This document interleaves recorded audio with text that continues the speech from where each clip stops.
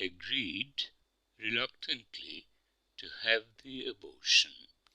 Not that he had left me with much choice.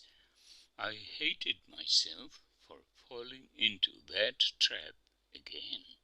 The trap of emotions that led through indecision until it opened up into doing something that I didn't want to do. Abhinav had been one of those traps, and now this abortion. I was so dependent on him that I couldn't assert myself. I think I should have given him an ultimatum that he marries me now. We'll give you general anesthesia and do the operation. It should take 2 hours or so. You can go back in the afternoon, but you'll have to rest for at least 24 hours before you can start your normal routine. We'll need your signatures here, she said, motioning to Aditya.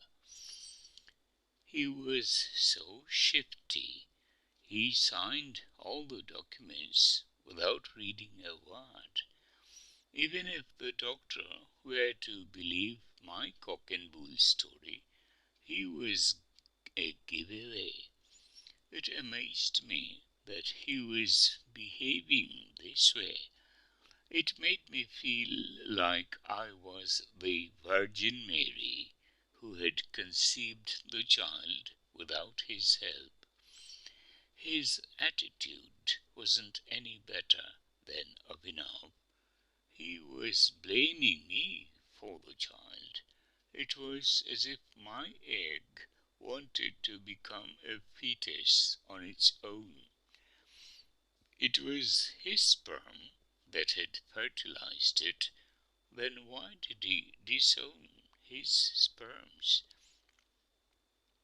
I went into the operation theatre where masked men surrounded me. I thought I saw Dr. Grover behind one of those masks, and then there was nothing. There was cotton in my ears, and the sounds were muffled. My eyes shut, and I was dreaming. I woke up to see him sitting beside my bed. He looked harried and uncomfortable in the stench that emanated from the hospital. It had to be the smell that gave me a sudden urge to puke, but nothing came out. He disappeared into the bathroom and came back after 5 minutes, his eyes bloodshot and his face a deep crimson. He had puked the contents of his breakfast. We waited until the time that Dr. Grover gave us a signal to go back home. He cleared up the bill in cash and we drove back.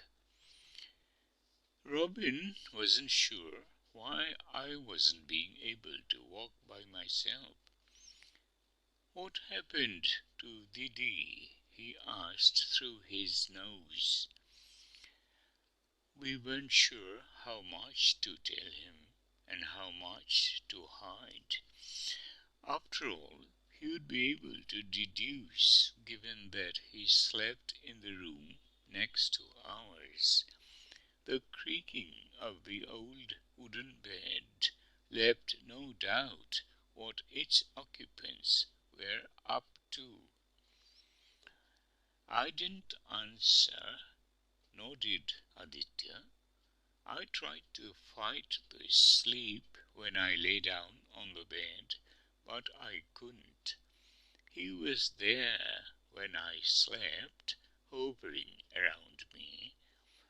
I don't remember how long I had slept, but it was dark outside when I woke up.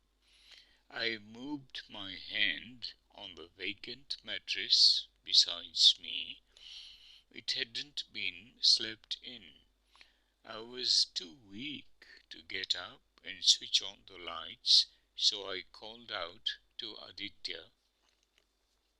Robin came rushing and switched on the light. "Water," I said through my parched throat. He came back with a bottle of water and a glass. I looked at the prescription that lay on the bedside table and withdrew a tablet that the doctor had recommended for pain. I swallowed it down with a gulp of water, waiting for it to relieve the pain that pervaded my lower abdomen. "Where is Aditya?" I asked Robin. "Bhaiya went to work," he replied. "Asshole!" I wanted to scream out, a cry that would relieve my frustration and my anxiety.